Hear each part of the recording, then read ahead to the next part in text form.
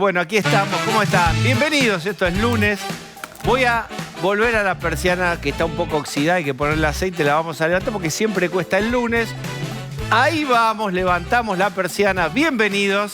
Voy a presentar a quienes me acompañan. Está la querida. Preséntese. Cecilia Bufflet. ¿Se olvidó mi nombre? Quiero ver si te presentás con on, si tienes potencia, si tu tarjeta personal tiene punch. Está Pablo de León. ¿Cómo estás? ¿No me presento yo? No. El presentate. Pablo de las Mercedes de León. ¿Cómo le va? Claro, está muy bien, las Mercedes. Está Osvaldo Bazán. Osvaldo Daniel Bazán, buenas noches. Hay que decir segundo nombre. Bien, y está Lucía Salinas vestida orientalmente, ¿no? Sí, Lucía Elena. Lucía Elena, madre. muy bien. Muy linda. Bueno, fíjense con qué velocidad destruimos las sonrisas nuestras y las de ustedes. Vamos a hablar de lo que está ocurriendo en la legislatura de la Ciudad de Buenos Aires con un tema que nunca se dejó de mencionar, pero que era, les diría, incorrecto políticamente, que tiene que ver con las víctimas del terrorismo, del ERP, de Montoneros. Bueno, hay hoy un homenaje a las víctimas de los muertos por la lucha armada de los 70. Está Manu en el móvil allí. Manu, te escuchamos. Hola Diego, hola a toda la mesa. Acá estamos en las inmediaciones de la legislatura porteña y en el lugar donde se vivió, te diría, los momentos de mayor tensión hoy, porque a partir de este acto que vos mencionabas, al que convocó Victoria Villarruel, la compañera de fórmula de Javier Milei, se realizó una especie de contramarcha, contraacto, que en realidad se dio sobre todo en dos principales focos de tensión, como te decía, uno aquí, detrás de este vallado, toda la zona de las inmediaciones de la legislatura estuvo vallada durante todo el día y sigue así.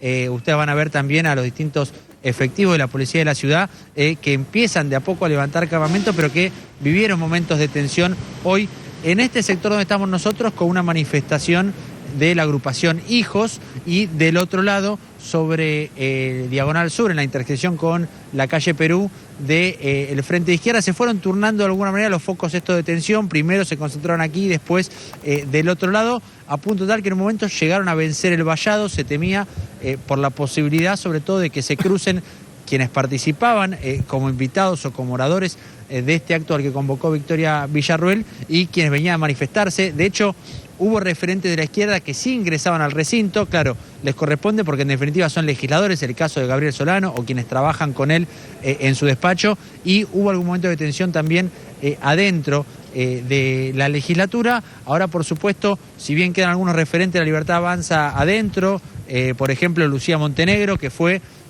quien convocó junto a Villarruel y que como diputada porteña, como legisladora, pidió el salón en el que se realizó el acto y el salón dorado de la legislatura.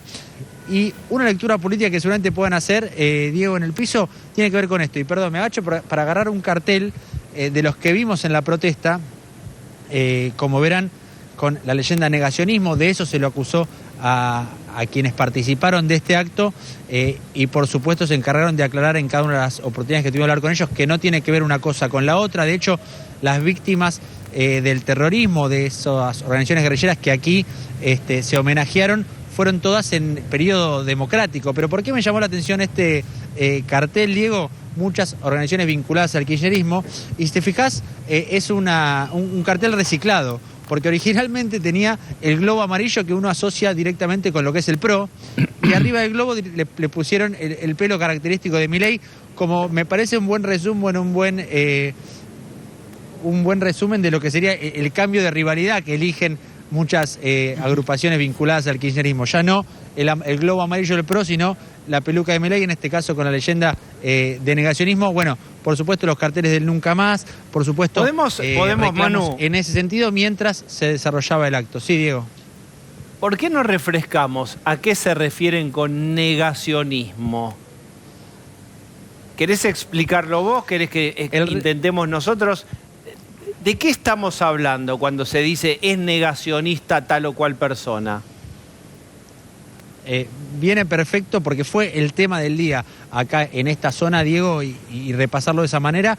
Quienes reclamaban o que definían a este acto como negacionista, lo que plantean es que se desconoce desde la organización de este acto lo que fue el terrorismo de Estado por parte de la dictadura militar. Por supuesto, todos los que participaron aquí, en un rato vamos a escuchar algunos testimonios de uno y otro lado, lo que dicen son cosas separadas, por decirlo de alguna manera. De hecho, lo que te remarcaba recién, las personas aquí homenajeadas como Argentino del Valle de Larrabur, el único de los militares aquí homenajeados, también había víctimas civiles, fue secuestrado y después asesinado en el marco del gobierno democrático de Isabel Martínez de Perón.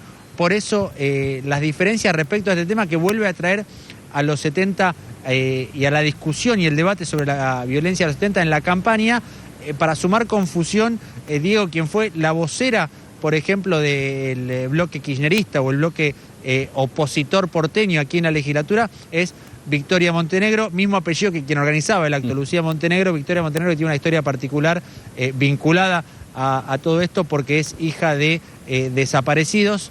Bueno, lo cierto es que tuvimos la posibilidad a lo largo de la jornada de hablar con unos y con otros. Habían pedido que se suspenda el acto y eso no sucedió. Pero si te parece, Diego, repasamos los testimonios, por favor, de quienes participaron de uno y de otro lado de este acto y esta contramarcha.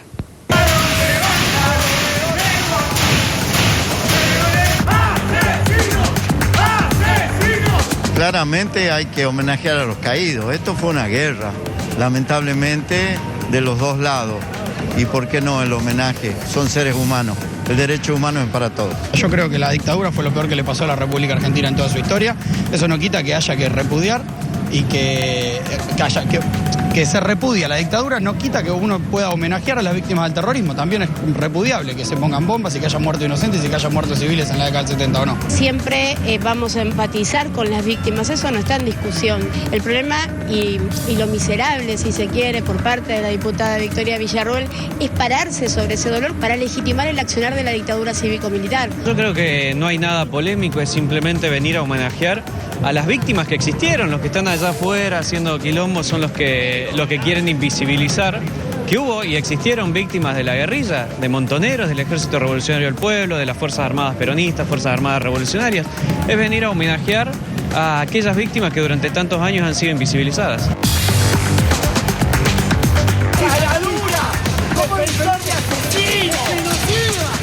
Es un acto claramente negacionista de una persona que, de acuerdo a las elecciones que hubo de las PASO y de acuerdo a las encuestas que tenemos ahora, puede convertirse de manera concreta en la vicepresidenta de la Nación. Yo creo que están queriendo generar las condiciones para volver a avanzar de lo que Argentina ya vivió, un indulto, una amnistía, algo por el estilo.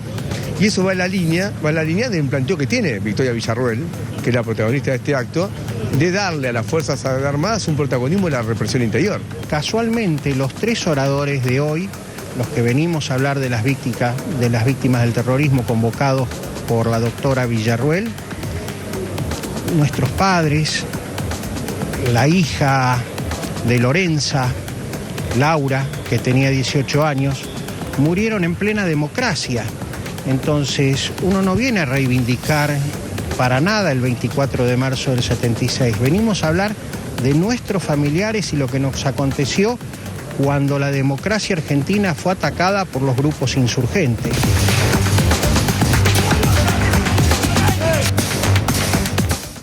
Tanto es así que Alfonsín los había condenado. ¿Recuerdan?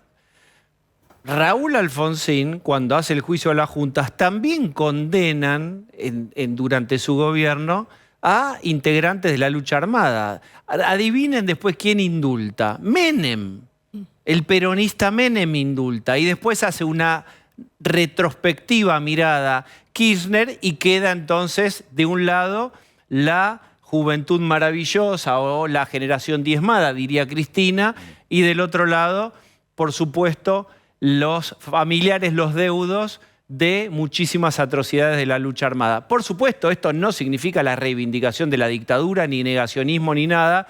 Lo que me parece interesante es, pero muy profunda la discusión que podríamos hacer sobre lo ocurrido en los 70 y cada uno tiene una posición, yo tengo la mía, pero digo, lo que es indudable es cómo Milei desde La Libertad Avanza y quienes lo integran están instalando temas en agenda que eran casi, les diría, imposible de mencionar públicamente. Se mencionaban puertas para adentro, cuando había cualquier intento de conversación pública sobre esto, eran rápidamente acallados, estigmatizados, etc. Insisto, esto no significa la reivindicación de la dictadura ni los dos demonios, ni nada, absolutamente. Pero claramente lo que hemos de decir es que el espacio de Milei y este acto es una cosa que no se había visto en una institución oficial como es la legislatura. Las víctimas son víctimas de terrorismo del Estado y de grupos guerrilleros.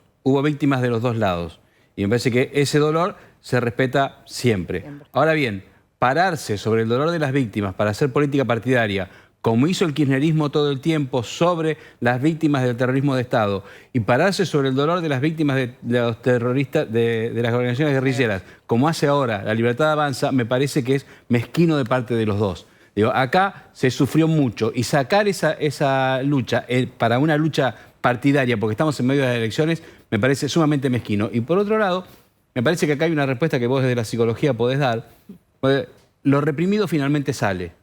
Digo, y durante mucho tiempo se reprimió el hecho de que hubo víctimas en la democracia de organizaciones... Entre el 15 y el 20% de los desaparecidos ocurrieron antes del golpe del 76. Pero, digo, y eso había quedado claro en el primer Nunca Más, el que tenía el prólogo de Sábato, que después el kirchnerismo cambiaron el prólogo del Nunca Más. Pensaron que esta degradación que tuvieron las organizaciones de derechos humanos, madres, abuelas, metidos en problemas de plata de los más ramplones, pensaron que no iban a tener consecuencias. Sí, tiene consecuencias y es esto. Tanto tiraron del hilo, subidos en un banquito de superioridad moral, que ahora les pasa esto. Pero la verdad que usar el dolor para este momento de las elecciones me parece egoísta de los dos lados. Esto lo organiza, este evento lo organiza Victoria Villarroel, para la gente que por ahí damos por sobreentendido que todo el mundo lo sabe, que es la candidata a vicepresidenta de Milei en La Libertad Avanza, que fue la creadora de una organización de familiares de víctimas del terrorismo. Concretamente, lo que se hizo hoy fue un homenaje a las víctimas de las organizaciones armadas, ERP y Montoneros, que, como lo decía la Raúl en el testimonio muy bueno que ponía recién Manu, fue un asesinato y un atentado que ocurrió en el gobierno de Perón. Pero el tema del negacionismo tiene que ver con dichos de la propia Villarroel. O sea, Villarroel en un reportaje que da en el 2010 al diario La Nación, ella se niega a condenar los crímenes de la dictadura y dice: la expresión terrorismo de Estado no solo es desafortunada, sino que también es confusa. Entonces, esto es lo que piensa y lo que dice Victoria Villarroel y de lo que no se desdice. Entonces, a mí me parece que lo que dicen los familiares, lo que necesitan contar los familiares, comparto totalmente lo que dijo Osvaldo. Sería redundar que yo dijera algo más. Lo que digo es, sí, Victoria Villarroel no habla de terrorismo de Estado. Y el terrorismo de Estado es algo que sucedió en la Argentina a partir del golpe de Estado hasta el 83, con miles y miles de desaparecidos. Y esto es lo que está negando la candidata a vicepresidenta de Javier Milei. Es un datito a eso, Pablo. La figura de terrorismo de Estado es una figura bajo la cual después se realizan todos los juicios de la verdad. Con lo cual, quitarle ese nombre, quitarle esa figura, también es restarle rédito a algo que ha posicionado a Argentina en el mundo, que tiene que ver con los juicios de lesa humanidad. Correcto. Yo lo que no creo, yo creo que hay que validar el dolor de los deudos, de los atentados sufridos y de las personas que murieron en las bombas y en los secuestros de los grupos terroristas. Sin duda. Y yo no creo que todos esos familiares y descendientes piensen igual que Villarroel en todo, ni que tengan... O sea, ojo con creer que, digamos, con la idea de que están utilizando ese dolor solamente. Y yo difiero con ustedes. Yo creo que hay un dolor genuino que ahora se canaliza en una persona que por ahí no es representativa de todo lo que estos deudos piensan. Se abrió una puerta de que les dan un lugar institucional que siempre se les había negado, pero, y por ahí no piensan. Pero déjame terminar. De hecho, hay un testimonio que presenta Manu Jove ahí en el medio de los testimonios que dice: lo peor que le pasó a la Argentina fue el 24 de marzo y lo que siguió. Sin embargo, hay que darle lugar a estos familiares que perdieron. Déjame darte un ejemplo al revés. Vamos a suponer que hoy hubiera un acto en la legislatura de víctimas de la dictadura que lo organiza Horacio Pietragala, secretario de Derechos Humanos del kirchnerismo. Entonces, ¿yo qué diría? ¿Es legítimo ese reclamo de los familiares? Es absolutamente legítimo. Pietragala es hijo de desaparecidos. Ahora, Pietragala es un funcionario del kirchnerismo que instaló un relato, que usó y que bastardeó a los organismos de derechos humanos y que hizo que los organismos de derechos humanos sean nada más que patrimonio del kirchnerismo. Y si vos te sentás en esa mesa, está formando parte de lo que, del manejo del kirchnerismo. Entonces yo lo que digo es, los familiares, y yo lo que dice es lo que dice la Raburo, yo no tengo más que solidarizarme con toda esa familia, un dolor que no tengo la menor idea. Por ahí es el espacio que tuvieron hasta ahora, digamos. Villarruel, vas hoy, tantos años después, a un acto donde hay algún funcionario de derechos humanos actual. Vos ya viste el despliegue y lo que hizo el kirchnerismo todos estos años. Y bueno, el día de mañana... Pero nunca no es la palabra. Me parece que la utilización política... Pero es la agenda, a mí no me gusta todo lo que dice Villarroel, pero es la agenda de ella hace muchos años antes de que Milei aparezca en escena, chicos. Me parece que el planteo de la utilización política responde al espacio político, no a los familiares de las víctimas. Las víctimas y los familiares de víctimas son familiares de víctimas. Y obviamente pero si la familia de la víctima circunstancia que hay en la que ellos puedan avanzar sobre ese dolor, subsanarlo o procesarlo, me parece que eso es respetable. Ahora, si hay un espacio político que hace uso de eso para fines partidarios, me parece que eso es lo discutible. Es lo que hizo el kirchnerismo, es lo mismo que hizo el kirchnerismo. Y hoy les es funcional a los dos espacios políticos, porque hoy es lo que les permite a los dos espacios políticos polemizar, polarizar, ocupar toda la agenda y no hablar de los temas que por ahí son mucho más urgentes. Bien, yo creo que se habla de los temas... Hoy los voy a espadear a todos. No, de verdad pienso que hay un dolor genuino que irrumpe cuando se da la oportunidad. Nadie lo niega. Nadie lo niega. Y es así. Hay un dolor genuino, es cierto. Pero, hay un dolor genuino. Pero no es cierto que nunca se los reivindicó porque Firmenich estuvo preso en este país. Lo que pasó es que después vino el kirchnerismo y borró para atrás la mitad de la historia. Pero no es cierto que la Argentina como sociedad y el gobierno de Alfonsín en su momento no encaró ese proceso de manera mucho más justa, si querés decirlo de alguna manera, que lo que pasaron. El gobierno de Cambiemos intentó hacer la indemnización a aquellos soldados que en Formosa, creo. De Formosa, claro, el cuartel de Formosa, cuando había sido tomado por, no quiero decir si es por montoneros porque no recuerdo bien. Digo, y eso fue algo que se hizo en el gobierno anterior. Aparte, pues si decimos que si el kirchnerismo hizo utilización de los derechos humanos, tenemos que decir que acá la gente de Milei está haciendo utilización de esto políticamente. Estamos en campaña electoral. Bueno, yo lo que digo es preguntémosle a los que estuvieron ahí si se sienten usados o no. Y eso podemos preguntarle a Eve. Bueno, Eve está arriba del escenario. Pero eso no le quita la responsabilidad del espacio político. Bueno, ¿me permiten? Ahora van a cobrar todos más. Y yo también. Y Luis Juez también. ¿Cómo te va? ¿Cómo andan? Bien, qué tema, ¿no? Bien, qué difícil este tema. No, qué picardía para instalar temas de agenda. La verdad que hay que reconocer cómo los tipos polarizan y nosotros quedamos al medio como en un partido de tenis. Pero es cierto, el dolor es dolor. La legitimidad del dolor no podemos ponerlo arriba de la mesa. Pero también el aprovechamiento del momento, ¿no? Lo que tocó el kirchnerismo, mira, está terminando una etapa con el kirchnerismo, pero lo que tocó el kirchnerismo lo hizo mierda. Lo que le pusieron la mano, lo destruyeron. Te lo digo, yo puedo acreditar con... Pero es un tema que genera un nivel de debate, de herida, abre, lastima, hiere. Y el dolor es dolor. El que siente... Bueno, le puede cuestionar el dolor, porque hay tipos que tienen dolor. Y encontrar una oportunidad y claramente un nivel de aprovechamiento de uno y otro, porque el kirchnerismo también lo tensa, le dice, viste, vienen por nosotros, vienen por esto. Pero la verdad que el kirchnerismo redescribió la historia, lo hizo de la peor manera, lo hizo con un nivel de fanatismo absoluto. Vamos a vivir momentos complejos. Esto es el preludio de lo que se viene en la Argentina. Vamos a vivir momentos complejos. El que quiera hacerse el boludo y hablar de otros temas, bárbaro. ¿Por qué? Pero la Argentina va a vivir momentos de extrema complejidad porque esto va a tensar la cuerda. Claramente estamos viviendo un momento de mucha complejidad. Donde yo lo digo, a ver, por ahí pareciera que fuera incorrecto hablar de Milei o del voto de Milei, de los pibes. Yo la verdad tengo las bolas por el piso. Si yo no puedo discutir con mi hijo, que Milei discuta con sus perros bárbaros. Pero si yo no puedo discutir con mi hijo y decirle, mirá, la solución no es el cartucho de dinamita, vamos a tener que... ¿Ponés el ejemplo porque discutís? No, porque está muy de moda hoy en los medios. No, pero pará, vos estás cuestionando a los votantes. No, yo no cuestiono a nadie. Simplemente voy a hacer lo que hice durante los últimos 59 años de mi vida. Hablar de lo que pienso.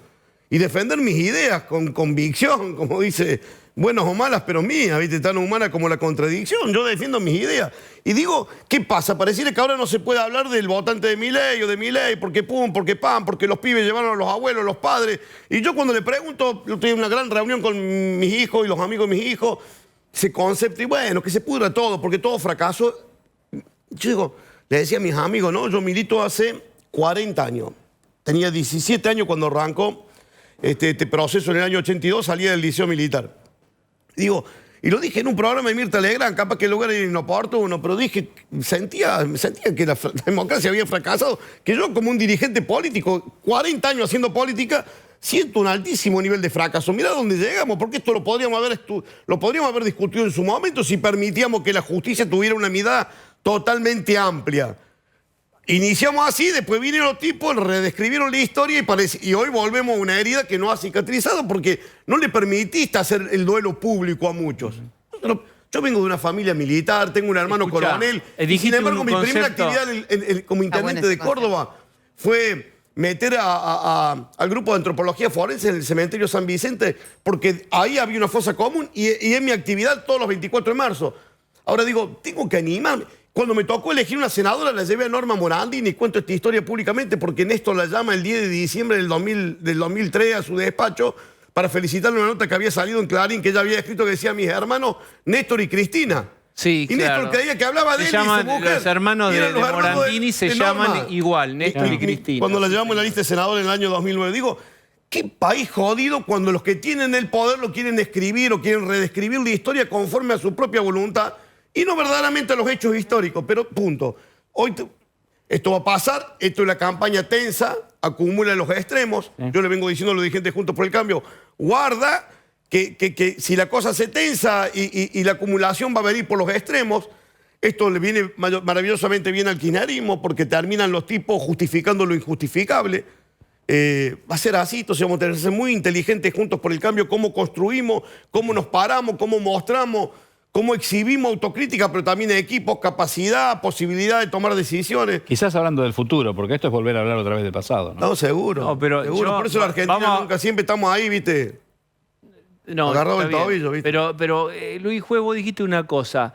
Gente que no pudo hacer el duelo público. ¿Qué quiere decir el duelo público? Que a lo mejor hijos y nietos de gente que murió con una bomba del terrorismo no puede ni decirlo en un cumpleaños o un asado porque iban a decirle, pero este muchacho estuvo... Vos seguramente genéticamente sos un torturador en potencia. Pero el 20% de los muertos sucedieron desde el 73 al 76. Bueno, por eso. Y en plena democracia. Y con la AAA. Y con la AAA, porque el Estado cuando se convirtió en terrorista, no se convirtió en terrorista, porque esto es lo que condenamos, el terrorismo de Estado, el 24 de marzo del 76. Y ese fue el acto formal, pero ya teníamos un Estado terrorista, un Estado que secuestraba, que torturaba en plena democracia.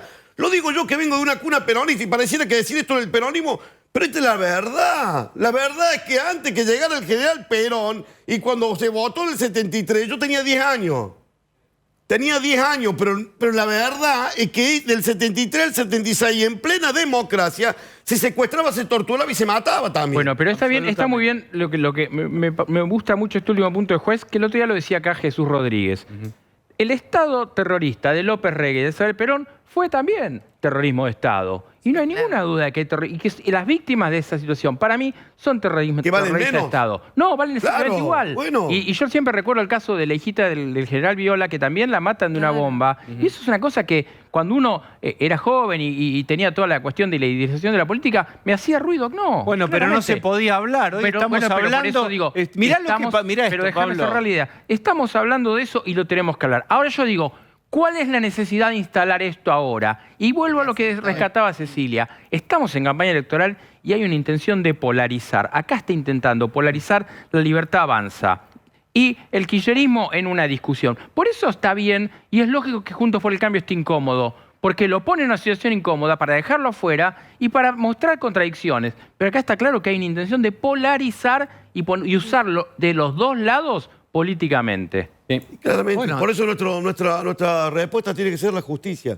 La justicia tiene que mirar todo, tiene que mirar absolutamente todo. Esa justicia sesgada que mira exclusivamente, esa justicia que recibe órdenes del poder político, le dice, vos vas a juzgar los hechos a partir de determinada interpretación. Bueno, está bien que es un tema, y es cierto, esto ayuda a polarizar en los extremos. Le viene bárbaro a un gobierno que no tiene nada para mostrar, como el de Massa, candidato a presidente, y le viene bárbaro a un tipo que mientras nosotros nos peleamos en la interna, nos creció un enano que está jugando en el NBA. ¿Por qué está la historia de Milei? Entonces, ahora digo, ¿en serio que ese es el debate? No, los tipos han traído el tema, un debate donde les permite polarizar, a sus tropas las tensa. Cuando vos tensás, automáticamente agarrás un posicionamiento en la cancha, que nosotros tenemos que tomarnos con inteligencia, porque nosotros, lejos de ponernos mal, debemos ver cómo nosotros no salimos de los problemas de los argentinos, cómo nos enfocamos, cómo entramos al balotaje para después dar de la verdadera pelea. A ver, veamos cómo entramos a esa pelea. Bien. Para que no nos quedemos afuera. ¿Y por qué entonces Javier Milei y su espacio es tan efectivo en la agenda pública? Y finalmente le marca en algún sentido el juego a los otros espacios. Porque esto hay que reconocerle a Milei una capacidad increíble para con 4 frases, 3 palabras, tirar un par de cosas que generan un altísimo nivel de debate. No tiene nada para perder, nada para... Y el tipo se fue instalando con 3, 4 cuestiones, una sociedad totalmente fastidiosa, enojada, harta, que no... Yo digo, le decía, te comentaba recién la discusión que tengo con mis hijos y los amigos de él. Cuando vos le preguntás y lo apurás un poco, te dice, mira, la verdad que se pudra todo. Y vos decís, pero ¿en serio que la solución es que se pudra todo? Bueno, hablemos un minuto de esto. Hay una frase que se impuso, no en toda la sociedad, pero en una parte, y es una parte significativa, de que se pudra todo. Que se pudra todo, ¿qué quiere decir? Que así no podemos seguir. Prefiero correr el riesgo, que se pudra todo, de que todo estalle y aun que me lastime a mí. Pero apuesto a que algo diferente ocurra, incluso corriendo el riesgo. Esto es un fenómeno que se está observando. Pero no digo la verdad. Corro el riesgo, pues apuesto esta ficha fuerte. Mirá que podés perder todo, no importa, apuesto. Algo nuevo se necesita. No es mi pensamiento esto que estoy manifestando. Es esta frase que trae Luis Juez de su hijo y de tanta otra gente, dice que se pudra todo. Bueno, como la idea de la purga, que se arranque todo y va a crecer un pasto mejor en Argentina. No pensamiento mágico. Pero claro, pero esas soluciones fáciles no llegaron nunca a ningún buen destino, nunca trajeron ninguna prosperidad, nunca resolvieron un problema. Nosotros necesitamos ser perseverantes en el combate contra la corrupción. La corrupción está de todos lados, también la tenemos acá adentro. Entonces, yo le digo, cuando discuto con mi hijo, hace 40 años, Martín, que yo levanto las mismas banderas. Me siento muchas veces un imbécil repitiendo las mismas cosas. Me siento que cuando me veo digo, pero si eso lo vengo diciendo cuánto hace. Y me fue muy mal repitiendo estas cuestiones. Porque yo siempre digo, estoy harto que me golpeen la espalda y me digan tener razón, juez, y después lo votan a lo otro. Digo, no me dé mala razón. Dame la posibilidad de cambiarla, dame la herramienta para poder cambiar la cosa. Yo digo, nosotros somos así porque los argentinos somos así. Intermitentes las peleas. Si fuéramos constantes en la pelea contra la corrupción, si nos animáramos a seleccionar los mejores dirigentes... No solo somos intermitentes. Me parece que en este punto de decir que se pudra todo, somos absolutamente irresponsables. Porque pensar, bueno, que se pudra todo... Bueno, que se pudra todo, señores, en un país que tiene el 50% de la gente pobre y un montón de chicos que no comen todas las noches, ¿qué querés? ¿Que sea el 80% de los chicos que no comen? Bueno, ¿eso querés? Bueno, eso es que se pudra todo. Que se pudra todo es que no vas a tener trabajo, porque no va a haber. Que se pudra todo, no podemos ser tan irresponsables, porque la verdad, ¿se creen ustedes que los inversores extranjeros, cuando nosotros ven a 40 millones de tipos diciendo que se pudra todo, van a ver, me gusta lo que piensan, voy a poner mi plata ahí? No, no va a pasar. Lo que va a pasar va a ser horrible si la mayoría del país piensa que se pudra todo. Hay que decirlo aunque sea incómodo, aunque no esté de moda, aunque esto no cotice, hay que decirlo. Hay que decirlo porque ese panorama sombrío... Nosotros ya lo sabemos los argentinos. ¿Qué más nos tiene que pasar para darnos cuenta que hemos fracasado? Bueno, pero porque no es la primera vez que queremos que se pudra todo, porque nos ha ido horrible. Escuchá, cuando vos le decís a un tipo, ¿cómo vas a decir que se pudra todo? Yo no conozco en 20 y pico de años de sentar gente en los sillones. Me dejaste pensando, la verdad, si se pudre todo es peor, porque es muy emocional. Lo que me parece es que hay que encontrar, el espacio de ustedes tiene que encontrar un discurso que desinfle la idea de estoy totalmente desilusionado, que explote lo que tenga que explotar, con un discurso y una propuesta que enamore. Y entonces yo te pregunto lo siguiente. Patricia Bullrich ahora aporta algo. Dice, hay un nuevo Juntos por el Cambio y propuso, casi te diría, un giro como humanista. La gente viene de sufrir, nos lo dijo ayer aquí también, ¿eh? La gente viene de sufrir, de pasarla muy mal. Como hay que generar contención, hay que poner al ser humano en el centro. El ser humano no es una mercancía que se compra y se vende. Entiendo yo, polarizando con la idea de la oferta y la demanda de Milei. ¿Qué quieren, qué deberían contar a ustedes para un poco recuperar el que se pudra todo? Y creo que por eso, y lo digo porque también es parte del debate que yo sostengo allá adentro, cuando digo que perdimos mucho tiempo, que nuestra interna fue salvaje, etc. Y no le gusta, entre otra Patricia, que yo hable de estos temas, pero lo digo porque lo siento. Siento que perdimos un montón de tiempo porque la idea original era que el que ganaba en la interna automáticamente ya era el presidente. Terminó la interna. Pero ahora tenemos una conductora, tenemos una idea, tenemos un plan, tenemos una hoja de ruta, sabemos por dónde vamos a ir, tenemos una autocrítica, tenemos una gran cantidad de senadores y una gran cantidad de diputados, porque la diferencia entre que se pudra todo y hacer los cambios que esta Argentina necesita hacer, que son complicados, difíciles, profundos y jodidos, requieren respaldo institucional.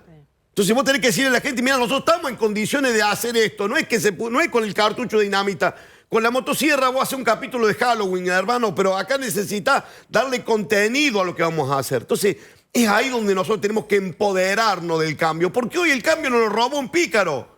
Porque para hacer cambio, vos necesitas cambios que tengan perdurabilidad en el tiempo. Y para eso necesitas leyes. Y para hacer leyes necesitas...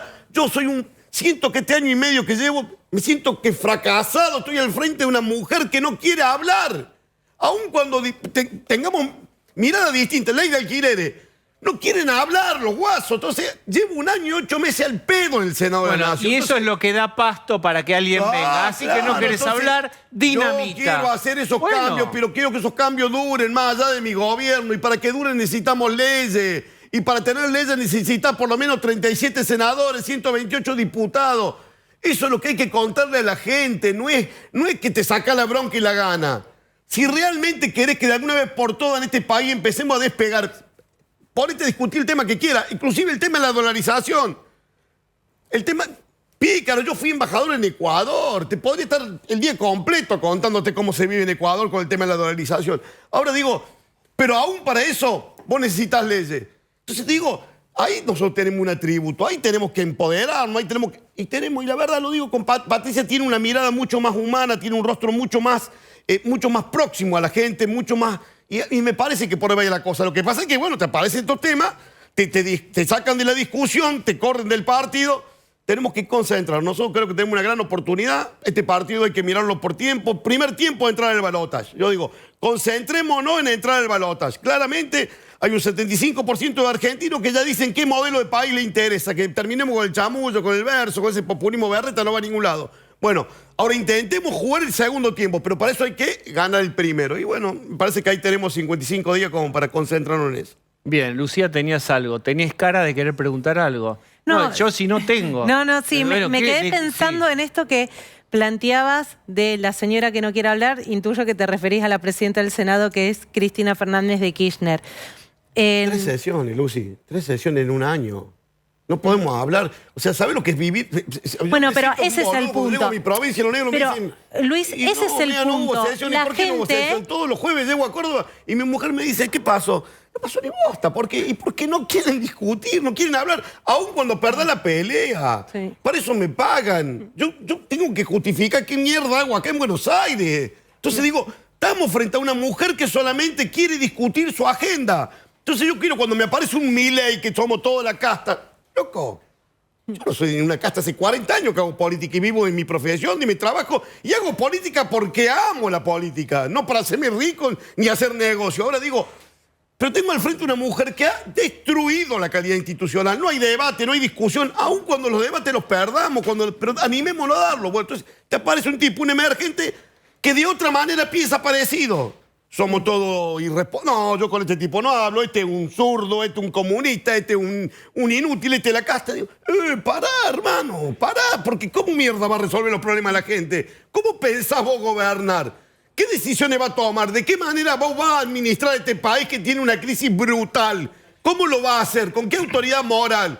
¿Que somos todos unos bandidos, todos unos sinvergüenza? Lucy, yo voy a ser senador los próximos 4 años. O sea, le guste o no le guste, sea quien sea el presidente, me va a tener que ver esta cara. Y soy un bocón, soy un jetón, tengo la lengua bífida y bípeda porque la hago caminar como puedo, por donde puedo. Entonces, digo, pero no me maltrate porque conmigo va a tener que discutir porque alguna cosa va a tener que pasar por el Senado, digo. Entonces, cuando vos ves que tenés al frente un tipo que hoy concentra la atención electoral y tiene la misma mecánica que esta mujer que hace 18 meses no nos deja discutir nada en el Senado. Yo tengo que decirle a la gente, bueno, muchachos, miren, así la Argentina no va a salir de ningún problema, ¿eh? Porque, sinceramente, con este nivel de caprichosos que se instalan en la política y que creen que son los dueños de la verdad, estamos jodidos. Vamos a tener que discutir una Argentina que nos sirva para los 40 y pico de millones de argentinos. Entonces, me parece que por ahí viene la cosa. Luis Juez, gracias por haber venido. Bueno, gracias a usted. Patricia Bullrich hizo una primera presentación de un organigrama de su equipo. Pablo de León, ¿qué es lo que presentó Patricia Bullrich? Bueno, Patricia Bullrich reunió a sus equipos técnicos con un coordinador que se llama Alberto Forig y que mostró coordinadores en distintas áreas, con lo cual vamos vislumbrando un eventual gabinete en caso de que Patricia Bullrich pueda ser presidenta. Carlos Melconian ya lo dijo que es su hombre en el Ministerio de Economía. Pero después, en política exterior, lo mostró a Federico Pinedo, claramente encaminado a ser el canciller. Fabio Ketglas es interesante en educación porque es un hombre muy cercano a Facundo Manes y es un radical, con lo cual hay un gesto ahí al radicalismo, no al tradicional, pero es un hombre del radicalismo. Después, Joaquín de la Torre sorprende, un hombre que fue intendente de San Miguel, que fue precandidato a gobernador del lado de Patricia Bullrich. Fue ministro de gobierno de Vidal, ¿no? Exactamente, fue ministro de gobierno, pero es un hombre con territorio bonaerense, el área social, eso sería un eventual ministro de Desarrollo Social. Después está la reforma de Estado de Bernardo Sarabia Frías, que fue procurador del Tesoro con Macri. Sí. Y acá, por último, en la parte de mujeres, Silvia Lospenato, que tiene interesante que estaba hasta hace pocos días avalando la precandidatura presidencial de Horacio Rodríguez Larreta. Bueno, es un dato que ahora esté muy en primera fila junto a Patricia Bullrich. Si ustedes son tan gentiles, me acompañan, voy a ir a hablar con alguien que integra o integraría el equipo económico de Patricia Bullrich. Es Daniel Artana, es economista. ¿Cómo estás? ¿Lo llevo? Bien, ¿nos escuchaste hablar? Porque... No, por favor. Por supuesto, estamos hablando de la irrupción de Milei. Es el nuevo, es el que desafía, es el que un poco se llevó la palabra a cambio. Está Patricia Bullrich después de la interna, etc. Pero Milei dice lo siguiente. La casta política arruinó la Argentina y se financia de un lugar. Ese lugar es el Banco Central. Son 25.000 millones de dólares, este es el número que hace Milei, que le permite a la política hacer lo que le plazca y tomarnos de rehén. Por eso lo que hay que hacer es cortarle el financiamiento a la política, que es la emisión del Banco Central. Y dio el ejemplo cuando se le contestó en alguna entrevista, mirá, o el propio Melconian le dijo, mirá, hay 180 y 140 países que tienen Banco Central, y él dijo, bueno, si entonces es por mayoría, en la asamblea del año 13, la mayoría quería seguir siendo dependiente de España, no nos podemos guiar por las mayorías. Son argumentos y contraargumentos de Milei. ¿Por qué para vos no hay que dinamitar el Banco Central? Pues yo creo que no hay que ceder la política monetaria. Yo creo que todavía hay un espacio para tener política monetaria. Pero déjame hacer una reflexión. A ver, el gasto de la política, aunque no tuvieras Banco Central, podría seguir estando igual a partir de nuestros impuestos. Lo que estamos discutiendo eventualmente es si el curro de la política, si uno no lo puede arreglar de otra manera, lo vas a financiar con impuestos genuinos, que lo pagamos todos nosotros, con impuestos inflacionarios, que también lo pagamos todos nosotros. Entonces, la relación entre cerrar el Banco Central, y con eso se acaba el negocio de la casta, para ponerlo en las palabras del candidato de La Libertad Avanza, me parece que es un error conceptual. No Pero, a ver, Milei te diría, vos podés emitir sin pasar por el Congreso y vos no podés subir impuestos sin pasar por el Congreso, en teoría, ¿o no? Bueno, está bien, pero eso lo que quita es que vos lo que tenés que tener, la clave de la cuestión, es primero tener un presupuesto equilibrado. Y a partir de ahí, hasta te diría que es secundario si vas a tener Banco Central o no desde el punto de vista de financiar, porque no lo financiaría más. ¿Okay? Segundo, es el aporte que te hace de impuesto inflacionario, es una parte porque no, una parte grande se financia con los impuestos que pagarías de todas maneras. O no hay casta política en otras partes y negocios, aun cuando no tengan inflación. Entonces digo, mezclar las dos cosas me parece que es hacer una simplificación que no es relevante. La pregunta es por qué en otros países no recurren al impuesto inflacionario, como también tienen tranza política y todas las cuestiones que quieras poner. Y la cuestión es que tiene una institucionalidad que te protege eso. Y donde se ha entendido que hay un valor de la sociedad en tener estabilidad y no tener inflación, como tiene la Argentina hoy, caminando a 150% por año. Doy vuelta la lógica de la pregunta por la positiva. ¿Para qué sí sirve el Banco Central? Para que todos entendamos. Bueno, primero, la mayoría de los países del mundo tienen Banco Central. Por varias razones. Primero, porque y muchos que han cedido el manejo de su política monetaria, que son los países europeos, comparten entre todos algo que uno no... Me parece también ha habido ahí una subestimación. Vos cuando dolarizás la economía, usás la moneda de otro país, primero perdés flexibilidad, que uno podría decir en la Argentina hemos abusado y terminamos con devaluaciones que no van a ningún sentido, pero en un país como la Argentina, que está muy expuesto a shocks climáticos, de términos de intercambio, de devaluación de socios comerciales, cuando vos te atás a una moneda de un país con la cual no tenés mucho comercio y donde no te resuelve el tema de tener shocks climáticos, tenés un problema. Ese problema lo vivimos con la convertibilidad. La convertibilidad no aguantó a los shocks. Así como entras a la dolarización, también puedes salir. No hay nada que te prohíba volver a votar una ley que te vuelva... De hecho, Zimbabue hizo algo de eso. A mí me tocó hacer consultoría en Zimbabue, así que conozco un poco. En el medio de la hiper pusieron dos monedas, no una, había tres. La moneda propia, el rand y el dólar americano, y en algún momento se volvieron a hacer, y Zimbabue sigue teniendo un problema de inflación. Entonces, si vos no resolvés los problemas de fondo... Otro problema que tiene cuando usás la moneda de otro país, cuando no tenés un esquema como el que tienen los europeos, es que el dólar, por ejemplo, el dólar sigue teniendo inflación. Muy baja, pero sigue teniendo inflación. ¿Quién se queda con ese impuesto inflacionario si vos dolarizás? El gobierno americano. Entonces yo digo, me tenés que explicar un argumento por el cual vos preferís que eso que se llama señoriaje se lo quede la casta americana y no la casta argentina. A ver, yo no entiendo bien ese razonamiento. El ignorar ese problema es... Bueno, te dirían, la inflación americana, si bien fue mucho más alta en los últimos tiempos, aunque ahora bajó, es muchísimo menor y no es tan deteriorante como la Argentina. Estamos de acuerdo con la hipérbole. Estamos de acuerdo con eso. La pregunta que yo te estoy tratando de contestar es que el día que vos dolarizás, perdés algo, que se lo cedes al gobierno americano a perpetuidad. No es algo que es gratis dolarizar. Y la respuesta no puede ser es inmoral, como dijo en algún momento Milei, porque eso es ignorar que alguien lo va a cobrar. Entonces la pregunta es, ¿vos preferís que lo cobren los americanos o que lo cobremos nosotros? Ese es el argumento que yo le estoy haciendo. Y finalmente y breve, si uno tiene acá está Milei con los cartuchos de dinamita marca Acme y está por detonarlo. ¿Detonar vos qué decís, cosa? esperen. Hay mucha gente que quiere que se detonen las cosas, que es destrucción y que emerja un orden nuevo. ¿Por qué hay que frenar esa detonación? Frenar la escena casi cinematográficamente, no lo demuelan. ¿Qué te garantiza que después de la detonación no nos fuimos todos con la detonación? O sea, yo digo, vos pensá que vos me decís, yo tengo una gotera en el techo de mi casa y la solución es poner una bomba para que se destruya la casa y la hago de vuelta. No es lo que haría la mayoría de nosotros, ¿no es cierto? Entonces yo digo, romper todo para nacer de nuevo es una solución bastante compleja desde el punto de vista... Yo ni siquiera creo que él intente hacer eso, si vos me preguntás a mí. Cecilia Bufflet. Hola Daniel, ¿cómo estás? ¿Cómo te va? ¿Qué tal? Escuché hoy una declaración tuya sobre la necesidad de hacer un ajuste consistente del gasto público y que si la política no tomaba conciencia de eso, la inflación iba a bajar muy lento.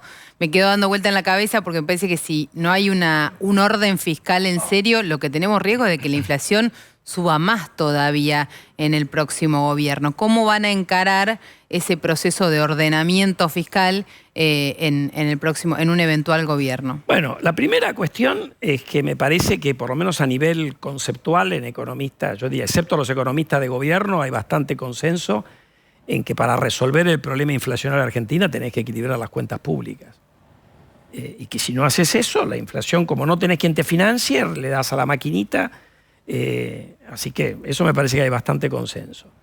¿Cómo se hace la corrección fiscal? Mira, yo creo que yo soy economista profesional y como economista profesional lo que estoy obligado es a pensar en opciones para a quien le toque ser presidente de la República, en la medida que quiera escuchar esas opciones, pueda elegir la que crea que es políticamente conveniente. Lo que yo tengo que cuidar es que sea económicamente consistente, que no vengamos con soluciones mágicas o con cosas que generan más daño de los que vienen a resolver, y vos tenés un menú. Por eso hay un equipo muy grande de gente trabajando en el tema fiscal nada más, de pensar todas esas opciones. Porque esto no se arregla con eslogans, no se arregla diciendo voy a dinamitar tal o cual cosa. Vos te tenés que sentar con el presupuesto, revisar las finalidades y funciones de cada organismo del Estado, mirar qué se puede cortar y qué no, mirar la relación de la nación con las provincias y los municipios, porque este es un país federal, mirar qué cosas podés hacer para poder bajar el gasto público, que a mi juicio es excesivo y creo que hay bastante consenso en la sociedad que es un gasto público excesivo. Pero eso no se arregla con eslogan, se arregla con un trabajo. Pero ¿por dónde se empieza? Que eso es lo que queremos empezar a saber. Eso no te lo voy a decir porque lo tiene que definir la candidata, en el sentido que uno le va a poner un menú y ella va a tener que definir. El día que ella defina se van a enterar. Y la otra parte es que vos siempre has sido experto en reformas, en mirar la cuestión tributaria.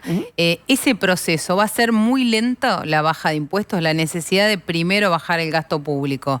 ¿Va a ser muy lenta la baja de impuestos? Bueno, yo creo que el foco, y un poco lo decía Diego en su pregunta, el foco es bajar el impuesto más regresivo de todo, que es el impuesto inflacionario. Eso tiene que estar en la prioridad número 1.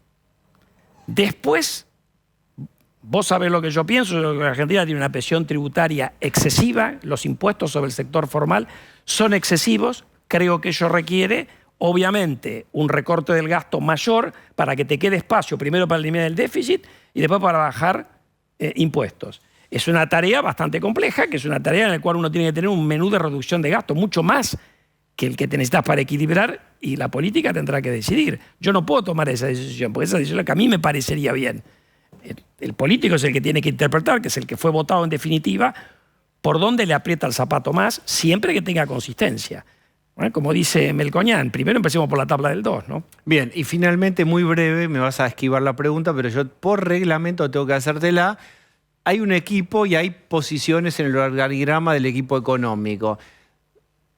Si vos no fueras Sartana, ¿a dónde pondrías Sartana? No sos vos, es otro jugador. ¿A dónde lo pones a jugar, Sartana? Ya te diste la respuesta. Dale, decime dónde ¿Cómo yo me voy a poner? ¿A dónde me voy a poner? Te modifico. ¿De qué juega bien Artana?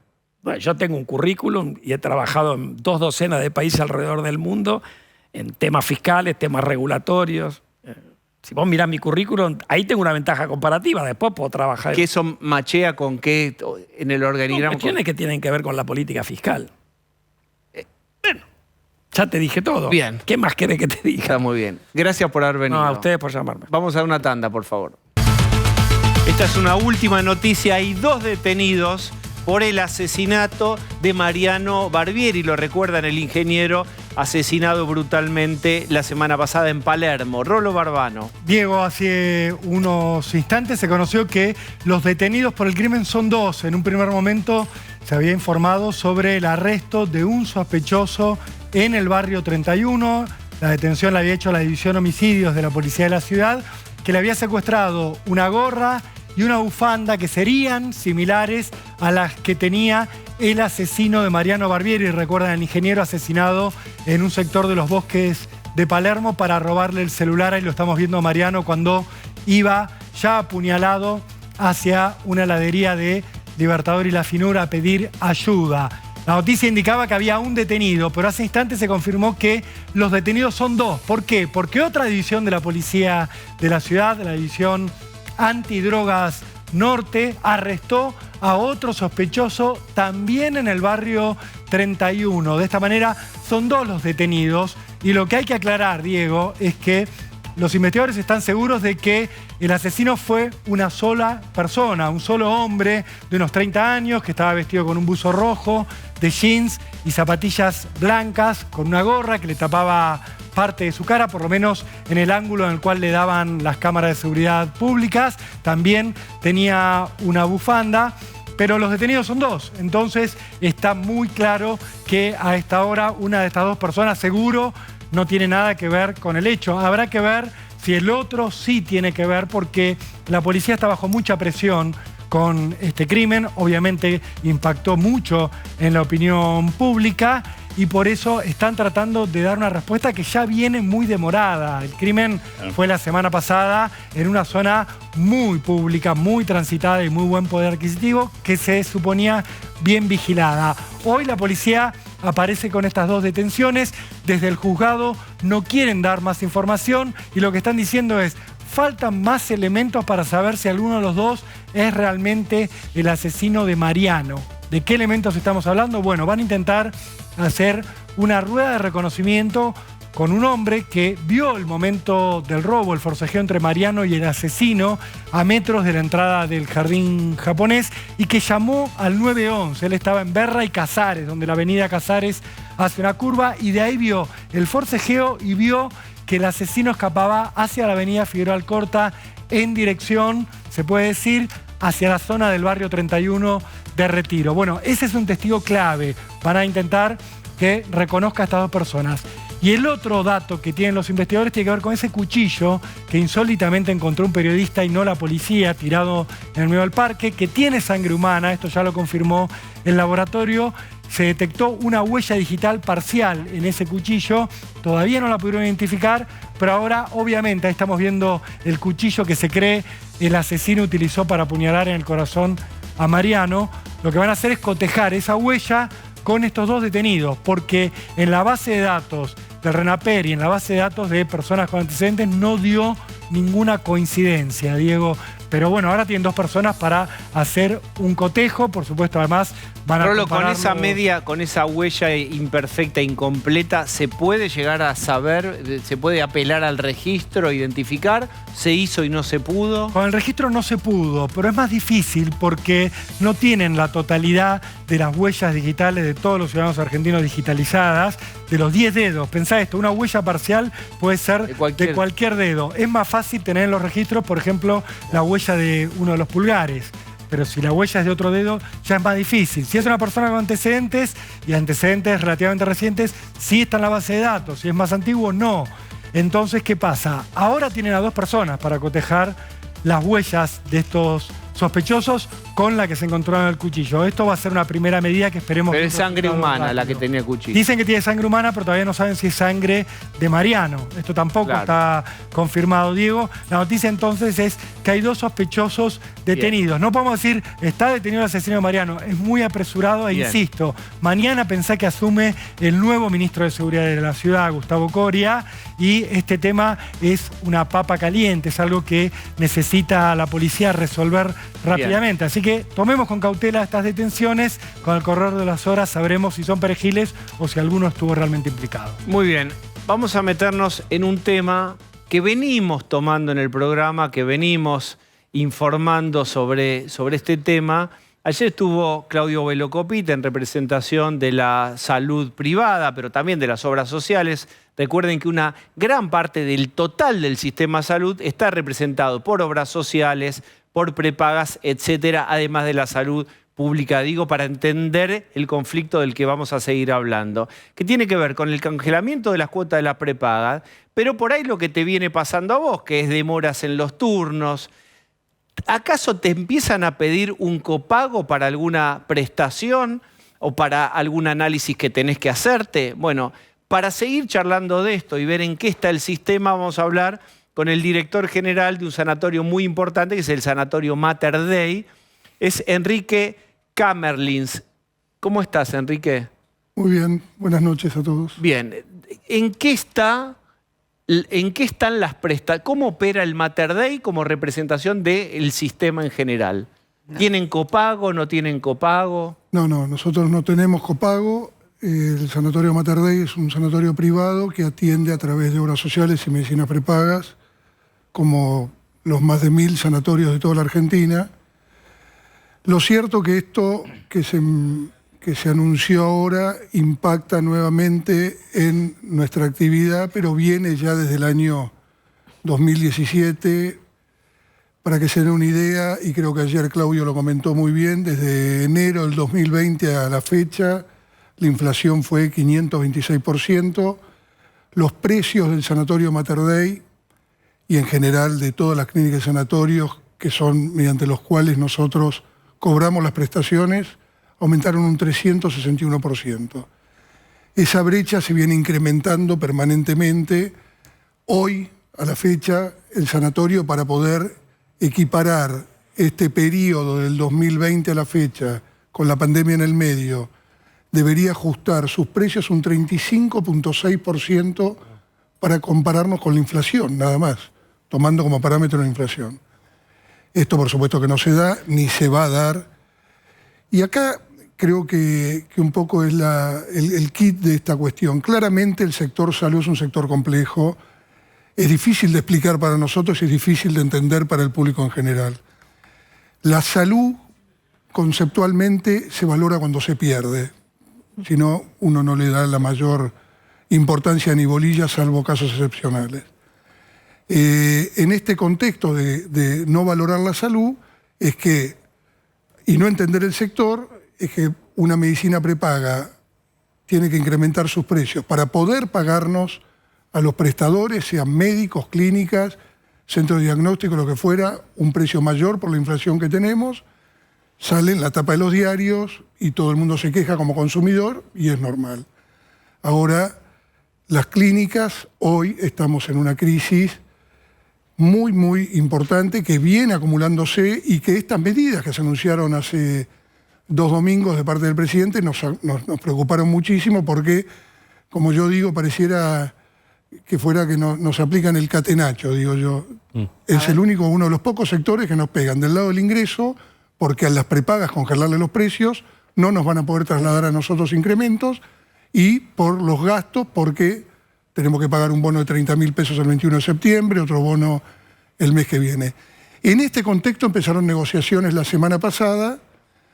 Ahí apareció varios quejándose y enojados, diciendo alguien tiene que pagar estas diferencias.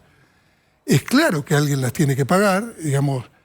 La salud gratis no existe, que es otra gran mentira que nos han vendido. La salud cuesta mucho, cuesta poco y alguien lo tiene que pagar, sea el gobierno, sea una medicina prepaga o sea una persona que lo paga de su bolsillo, una obra social sindical o nacional. Alguien tiene que pagarlo, salvo el honorario médico, que podría ser gratuito si el médico lo quisiera dar. Hay descartables, medicamentos, drogas, que se van incrementando por arriba de la inflación mensual. La salud tiene una inflación particular que va por arriba de la inflación que todos conocemos. Entonces esto transforma a lo que algunos llaman el negocio de salud en algo inviable. Yo hace más de 30 años que estoy en este sector, siempre del lado de los prestadores y clínicas. He evaluado infinidad de negocios, de clínicas, de gente que dice que poner una clínica en tal lugar. Y esto para que quede claro de que no es un subsector contra otro subsector. Gente como Claudio Velocopit o como los que son llamados o vistos como empresarios de la salud son héroes hoy en día. Invertir en este sector para no tener rentabilidad es de locos. Por supuesto que por ahí están integrados con una medicina prepaga y esto hacen... ¿No tiene rentabilidad el sector? El sector hoy no tiene rentabilidad, tiene pérdida. El de los prestadores, y yo estoy proyectando para los próximos meses pérdida. Y esto le pasa a todas las clínicas de sanatorios. Por eso aparecen estas manotazos de ahogado de decir, ¿quién paga esto? Pero vamos a aclarar esto, Enrique. Una cosa es la prepaga, otra cosa son las clínicas. Por supuesto, hay prepagas que tienen clínicas. Ayer hablamos con Velocopit que tiene, otras no tiene, ODE no tiene y, digamos, alquila, para decirlo rústicamente. Pero entendamos, en todo ese circuito, digamos, ¿cuál es el sector más afectado de todos? Ustedes van a decir que son ustedes, Velocopit dice que son las prepagas, sé que hay otras prepagas y obras sociales también que dicen lo mismo, pero yo quiero preguntarte al final lo que vos seguramente en tu casa preguntás. ¿Qué va a pasar si yo tengo una cirugía programada, si tengo una consulta, si tengo un análisis de sangre en los próximos días? ¿Me van a atender? ¿Hay médicos? ¿Me van a cobrar? Despejemos eso primero, antes de la parte del negocio. No. Hoy estamos atendiendo y vamos a atender. El problema no es el hoy. El problema es que venimos gritando y explicándonos mal y dándonos a entender de una manera inadecuada desde hace muchos años. Pero hoy el problema es de todos. Esto que quede claro.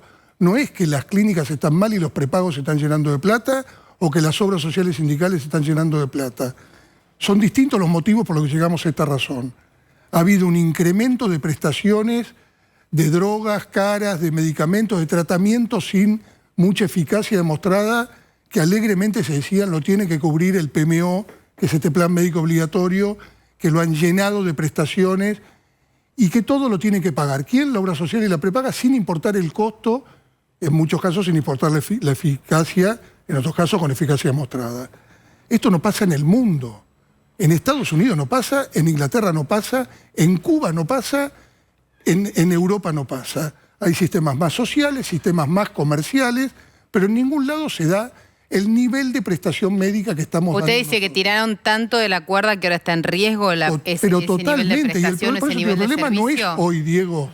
El problema es que si esto sigue así, nos vamos a... Las clínicas y los sanatorios, este es otro concepto de los que estamos hace mucho tiempo, no cierran de un día para el otro. Se van deteriorando. Y ese deterioro no lo percibís vos cuando vas a buscar... Y van bajando la prestación de servicios. Este deterioro significa más infecciones, más tasa de mortalidad, más problemas, hasta que algún día está la clínica o el sanatorio o el centro de salud que no puede seguir dando los servicios o sacando servicios.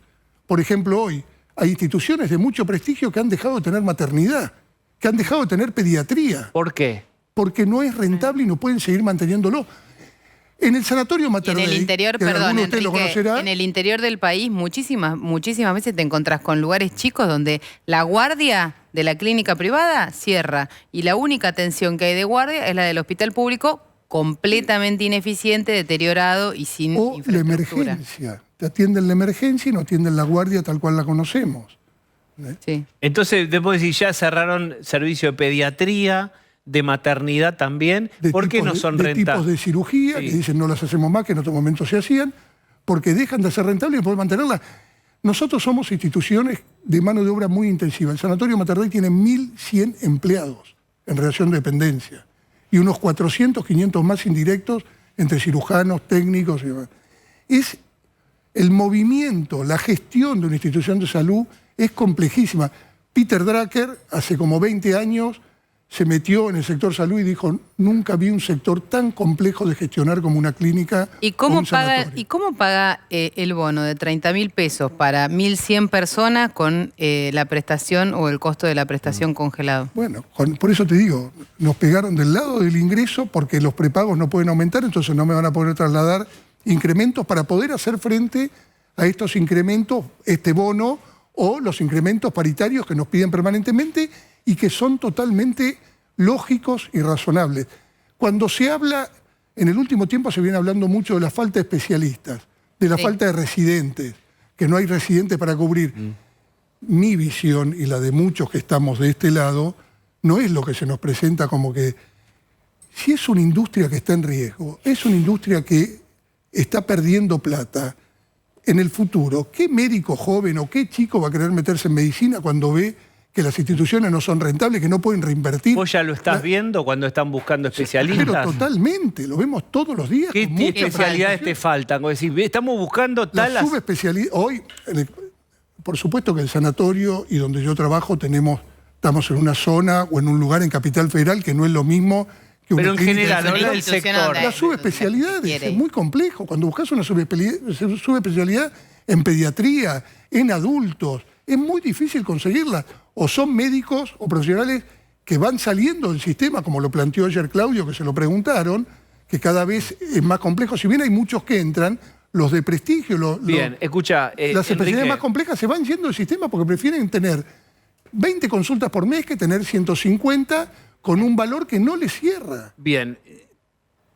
Si tenemos que hacer un balance de todo esto que vos contás, sumado a lo que contó Velocopit ayer, insisto en que no son lo mismo como eslabones de la cadena del sistema de salud. Y entonces, ¿qué es lo que están pidiendo o contando? Porque no van a suspender las prestaciones, ni los análisis, ni las intervenciones, ni la cirugía. No, todavía van a funcionar. ¿A quién le están diciendo? Porque Velocopit viene de contar que hicieron un arreglo con el gobierno. Durante 3 meses, los próximos, no va a haber aumento, va a haber un congelamiento. Se aumentó ahora este mes y durante 3 meses no van a no van a aumentar. ¿Qué pasa con eso finalmente? Que alguien lo va a tener que pagar o el sector va a empezar a cerrar clínicas e instituciones que están en una situación mucho más grave que el Mater Dei o... ¿Pero qué quiere decir alguien no va a tener que pagar? ¿Copagos? O lo va a tener que pagar el paciente, o lo va a tener que pagar la prepaga, o lo va a tener que pagar el gobierno. Yo personalmente no quiero el gobierno con subsidios. El sector privado está muy integrado con el sector público. Los médicos de prestigio que trabajan en el Garrahan, en el Gutiérrez y en instituciones hospitalarias, a la tarde trabajan en instituciones privadas. En instituciones privadas han encontrado un nivel de equipamiento o de investigación o de formación profesional que por ahí no encuentran en el público, y lo mismo del público al privado. Está muy integrado. Cuando dicen no hay integración, existe, es per se y funciona muy bien hace muchos años. Es todo un sistema con diferentes subsistemas que hay que preservarlo. Tenemos que darnos cuenta, no como director del Mater Dei, sino que tenemos que darnos cuenta todos que la salud cuesta y cuesta mucho, y alguien la tiene que pagar. No nos comamos el verso cultural, político, lo que fuera, que la salud gratis existe. No existe. Lo paga un director de un hospital municipal, un director de un hospital provincial, todos los días necesita más plata, ya sea del gobernador, del intendente o de quien fuera. El Sanatorio Mater Dei necesita más plata. Y Claudio Velocopit o una prepaga necesita más plata, porque el nivel de gasto médico que tienen no alcanza con el valor de la cuota. Bien. Estamos ante un problema muy grande que no se conoce y no se ve. Tenemos que tomar conciencia, por favor, porque nos vamos a dar cuenta cuando vayamos a querer atendernos con un profesional o tener una cirugía, y primero el profesional te va a decir, mira, mis honorarios me los tenés que pagar porque lo que me paga la prepaga no me alcanza. Después vas a encontrar una clínica que va a decir, yo cobro un copago de 3.000, 5.000 o lo que fuera, y si esto sigue así, van a empezar a cerrar instituciones de salud. Enrique, gracias por haber venido. No, por favor, perdón la Estuvo pasión. muy bien, es una panorámica del sector. Muy bien. Una cosa sobre esto, digo, es que todavía el decreto, la letra del decreto no la conocemos. Estamos esperando, hubieron muchas negociaciones el fin de semana, hasta el sábado a última hora. Tenemos la letra, no tenemos la letra chica, ni cómo se va a aplicar esto. Bien. Pero bueno, pensamos mes a mes, no podemos pensar de acá a diciembre. Enrique, gracias.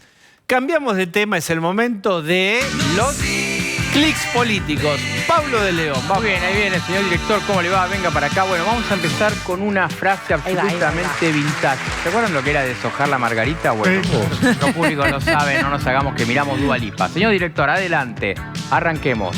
Primer clic político. A ver. No me quiere. Leandro Santoro lo... Escuchen, a ver la música, la letra. Todos a ver. vamos por la vida, todos. Qué lindo, ¿qué es esto tan simpático? Los niños cantando, los niños cantores de... El tirón. Nos encontramos con Tadeo Culeli y nos estamos divirtiendo. Bueno, ¿quién está? En el medio, Leandro Santoro, siempre le atendemos con alguna... Miren qué linda le queda la margarita. Y de un lado está Milei y del otro lado está Patricia, que lo mira con cara de... voy a deshojar esa margarita. No, está mirándolo simpáticamente. Bueno, ¿qué pasó? ¿Qué pasó? Mira, está toda esta pregunta que estamos haciendo todo. Si fuera el balotaje entre tal y tal, ¿vos qué harías? Fijémonos lo que dijo Leandro Santoro. A Milei nunca lo votaría. Creo que va a ser Milei Massa. Pero a Milei nunca lo votaría. Es una noticia, Patricia, ¿no? ¿sí? Sí, bueno, sí, si el balotaje es...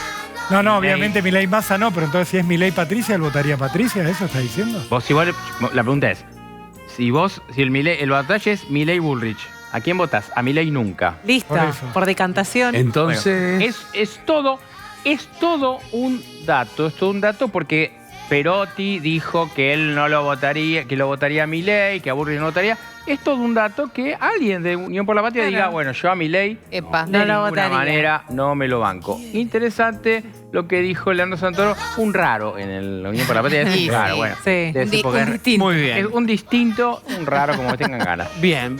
Yo creo que es el momento de pasar al segundo. Adelante, político. Vamos a la música, siempre la música. A ver. What I'm feeling. Uy, Dios mío. A ver cómo canta Seiban. No voy a cantar. Mirá esto, Rolo Barbano. ¿A qué boliche te transporta esta música? Y esto a Palladium directamente. Muy bien. Palladium en la calle Reconquista. Así es. Del padre, que era del padre Narda Lepe. ¿Sabías vos, Palladio? ¿Ah, sí? No sabía. Yo iba a tratar de escapar, ¿no? Es el momento del clip político. Después derivamos a cualquier lado. Vamos, Pablo de León. Qué románticos que están los chicos. Bueno, ¿quiénes estamos viendo ahí? Veámoslo de vuelta si es posible. Sergio Massa y Axel Kicillof. ¿Por qué? Porque hubo una foto así de amorcito, de amigues. La tenemos por ahí. Vieron que Massa es del club. Toquetón. Sí. Lo dijo Lucía Salinas. Mascotero. Bueno, abrazador, poné. Agárrate, cosa. Bueno, ¿qué dijo Axel Kicillof? Qué largo es. Quiero agradecerte, Sergio, porque has dado me encantaría Tarico haciendo una pelea enorme para evitar que los condicionamientos y las imposiciones que traen los acreedores, producto de la deuda irresponsable que tomó el gobierno de Macri, nos castigue más en la vida. Bueno, pero Macri me abrazó a Massa, ¿es entonces? Massa le pegó un abracito, lo agarró así, la camperió, y Kicillof sonrió, ¿viste? Que no tiene la sonrisa fácil, salvo la linda que le hace Tarico. Igual hoy. Sí, hoy. ¿Qué hizo Kicillof? ¿Qué? Fue una mateada con Juan Grabois. A ver, ¿a qué te referís? Una mateada llama, porque Kicillof hace eso, como que va a los lugares en el Clio, toda la zaraza de campaña, va en el Clio. Soy un hombre de pueblo. Ahí está, mirá. Ay, como si fuera pobre. Está Kicillof hablando, Grabois haciendo un gesto de no sé qué, y en el medio está el mate. Pero lo hicieron, iba a ser al aire libre con la primavera, pero hace un frío. A dos termos, ¿ninguno confía en el otro? Mirá que dos termos. Bien. Dos termos y un mate de... Falta de confianza. Le digo, ese vínculo es tóxico. Lindo título para la foto, ¿no? Dos termos. Está agarrando la manito, chico. Rolo, vos tomás mate social, hacés socialismo matero, compartís con cualquier grupo. No tenés pinta.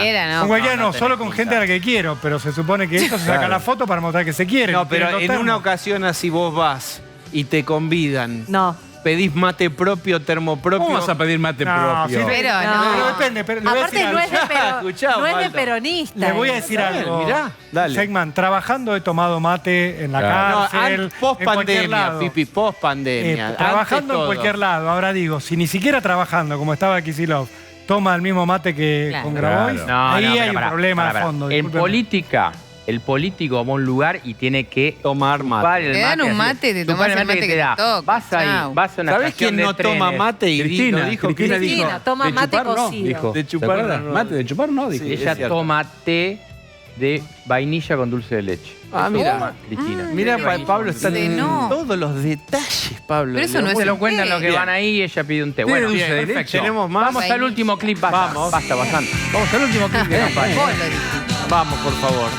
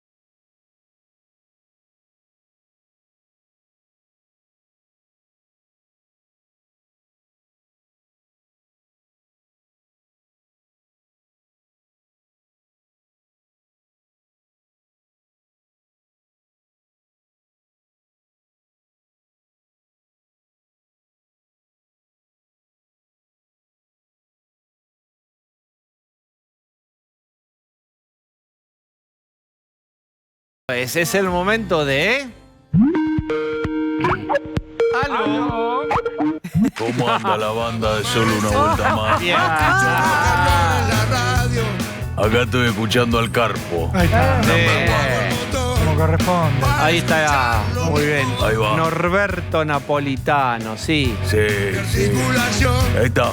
Sándwiches de miga vienen hacia mí. Sí, ahí, es muy linda esa también, ¿no? Toma bien. Papo Blues, claro. Papo Blues.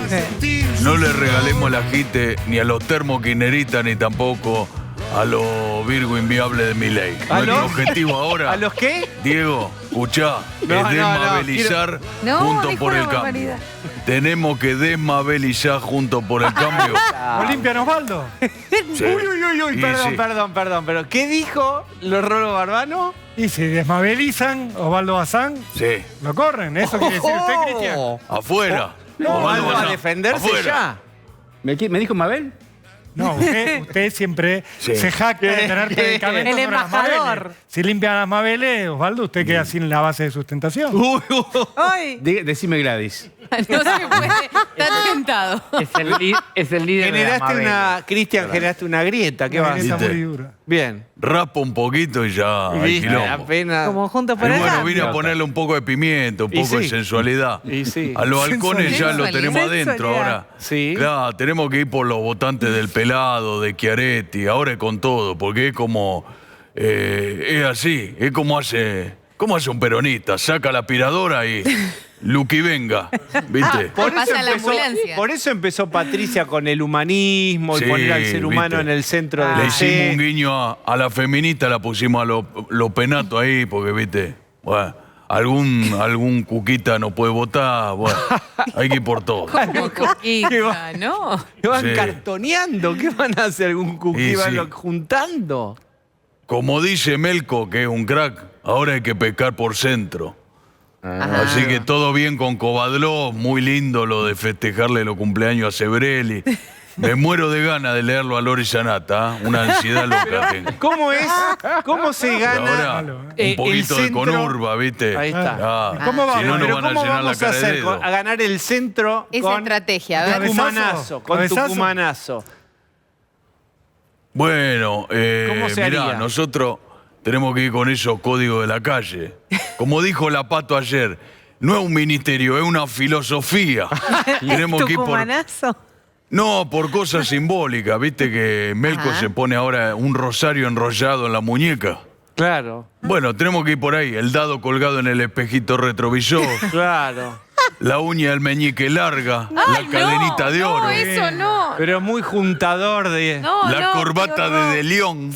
Mirá la corbata que A tiene. ver. Mire, qué Esa corbata. corbata. A ver, Mirá. Vamos a ¿Trae ver. suerte? Podemos- Esa camioneta. Corbatele. Esperen, se hace decir Sí. la corbata. Es regalo de cumpleaños de un amigo, de un amigo especial. Un amigo Sí, especial. qué que lindo. era León. Ay, el misterio ese. ¿Un amigo especial con derechos textiles?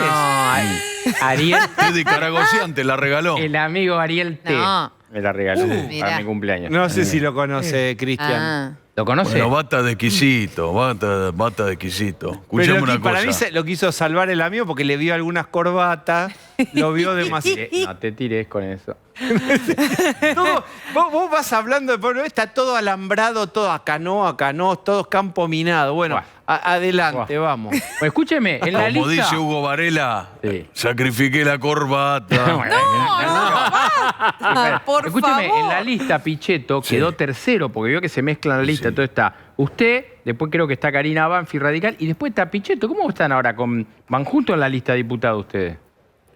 Y pobre Mike, se subió tarde a la retaneta.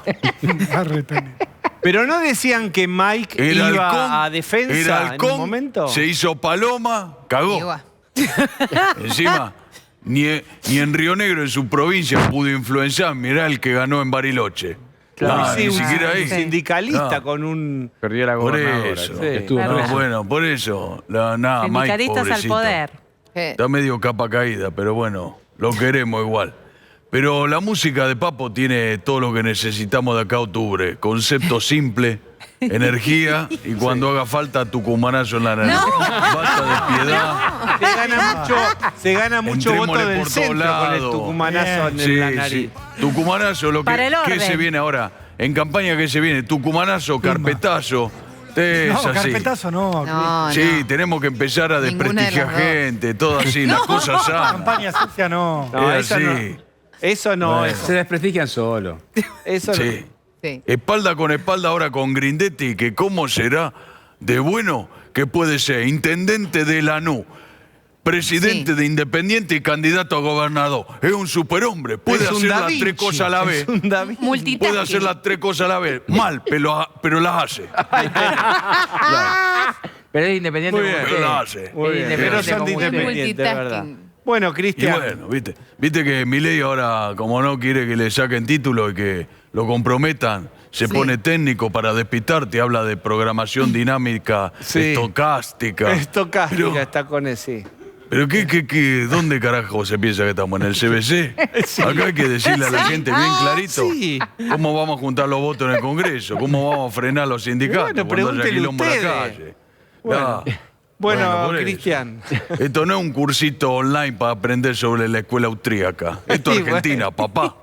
El día de mañana recordaremos cómo alguien ganó quizás, no sé, una elección o una paso por lo menos, hablando de la escuela austríaca. Bueno. El camino a la servidumbre. Muy bien. ¿Qué sé Abuelo, yo? vos votaste Por lo al de menos la es escuela un austríaca. escalón más arriba, qué sé yo. Sí, bueno. Gracias, Cristian. Chao. Muy bien. Lucía Salinas. Bueno, venimos hablando en varios programas sobre el enorme problema de la economía, que es el déficit. Y el déficit que generan muchas empresas del Estado. Tenemos quizás a la peor alumna de todas en esto de nunca llegar como corresponde a fin de mes y acumular un déficit enorme. Y estamos hablando de una empresa que quema plata. ICRT, Yacimientos Carboníferos Río Turbios, lejos de generar energía, quemar carbón, lo que hace mes tras mes es quemar plata. Una de las empresas más deficitarias, pero que además se había convertido como en un emblema energético del kirchnerismo, pero ahí está, una suerte de elefante blanco que quema plata. Miren algunos números, la radiografía de este déficit. 20.500 millones de pesos es el presupuesto aprobado para este año 2023 para esta empresa. Miren el dinero que ellos generan para sustentarse. Casi 3.200 millones de pesos. La pregunta es, Hay que ponerle ahora, 16. ¿cuánto le tiene que poner el Tesoro Nacional?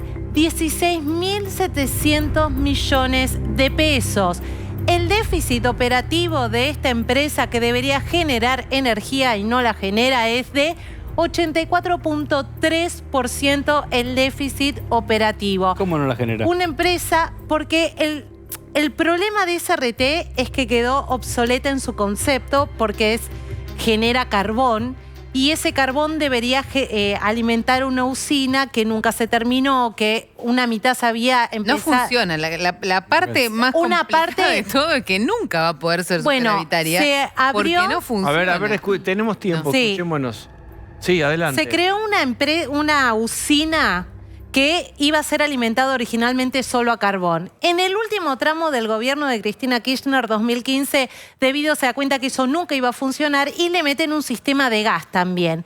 Lo que sucedió es que todo lo construido hasta ese momento, que además tenía denuncias de corrupción, sobreprecios y que fue esa investigación la que llevó a la cárcel a Julio Debido, se dieron cuenta que no iba a funcionar porque además la mina de carbón tenía que generar muchísimas toneladas por mes para abastecer esa usina.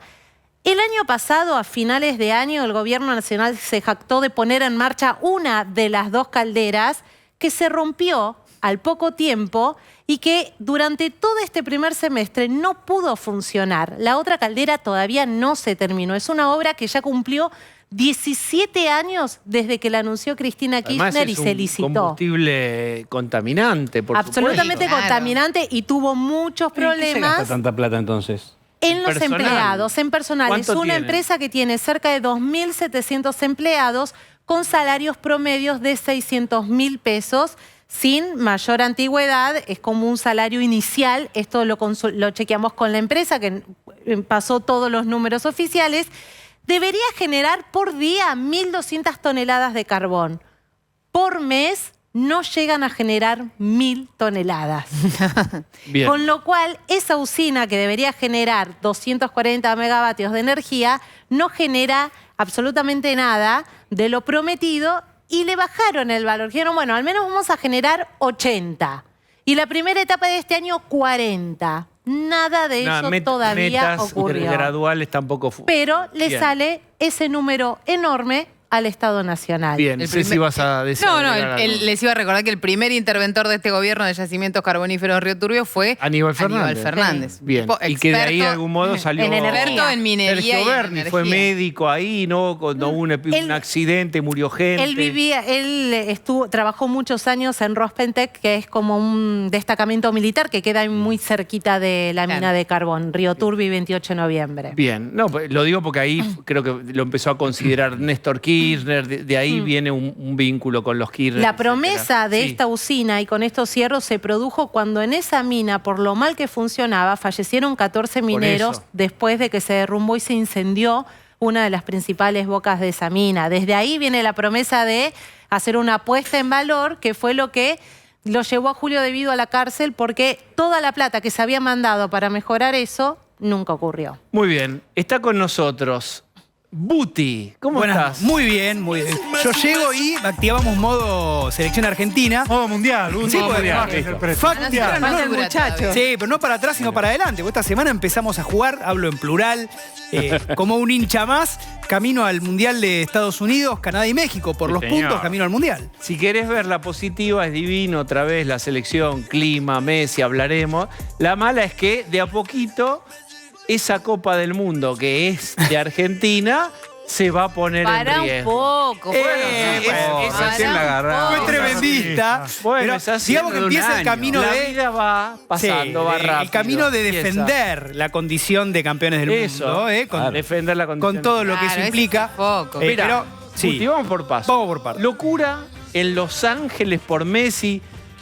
Hiper famosos yendo ya DiCaprio a la cancha a ver fútbol. Está como instalando la idea de Messi es tan fuerte que va a poder hacer lo que ni Pelé pudo, que es instalar y transformar el soccer en fútbol en Estados Unidos. Ya lo hizo.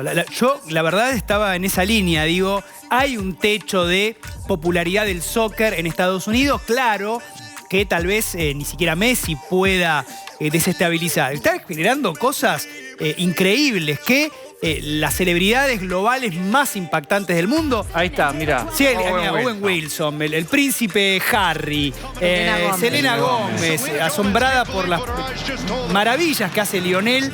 En este equipo que nobleza obliga, Tata Martino está consolidado.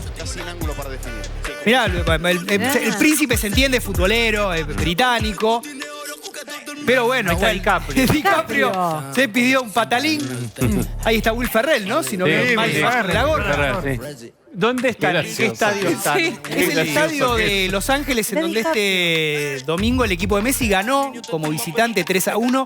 No le tocó a Messi, ahí está Owen Wilson con su familia pidiendo autógrafos. La cola. Debe ser la única vez que hizo Owen Wilson la cola. En su vida. El Inter de Miami, la Argentina, cola para pedir un autógrafo. Vos pensás en el 3 del Inter de Miami. Que de repente pasó de que nadie ni tu madre sabe dónde jugás a te está viendo DiCaprio. Sí, digamos que ahora hay un plantel.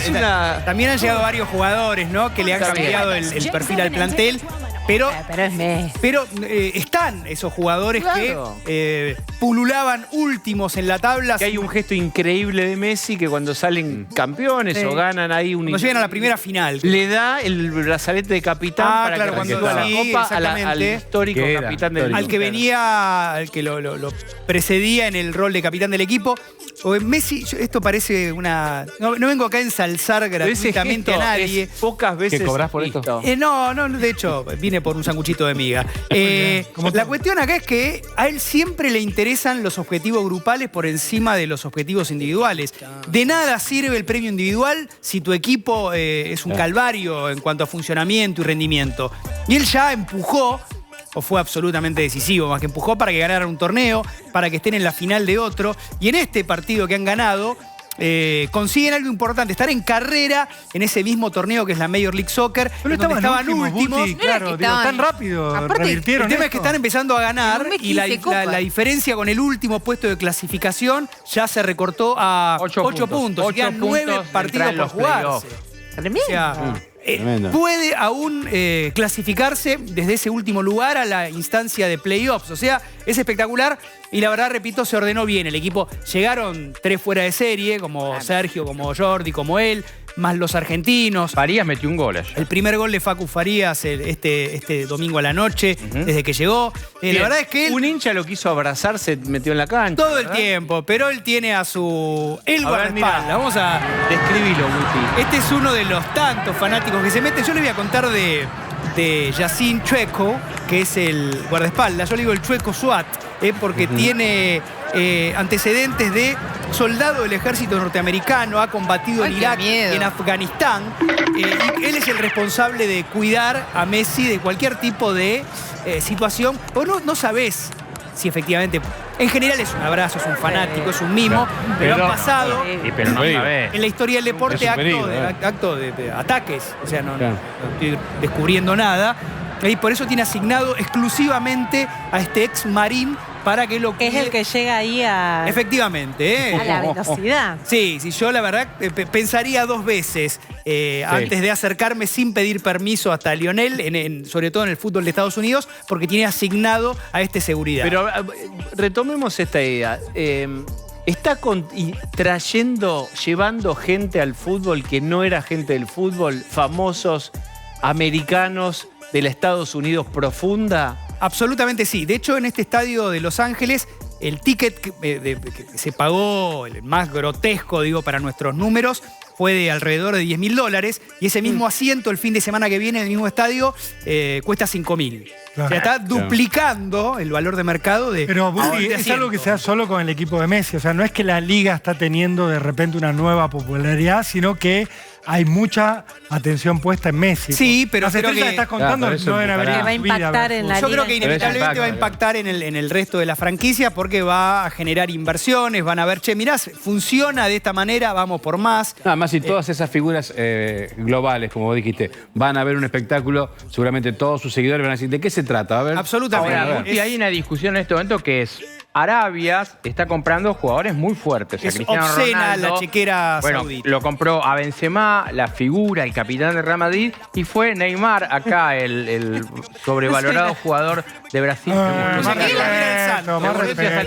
Digo, pero hay una puede pasar lo que vos decías recién, que Estados Unidos, a partir de la presencia del jugador, tal vez el deportista más grande de la historia, genere que empiecen a aparecer nombres también ahí y plata, obviamente, para pagarlo. Hay una diferencia en este caso que es que en la Major League Soccer hay una regulación... Puede cambiar. O un control financiero de las franquicias. En Arabia Saudita es cheque en blanco para el que quiera.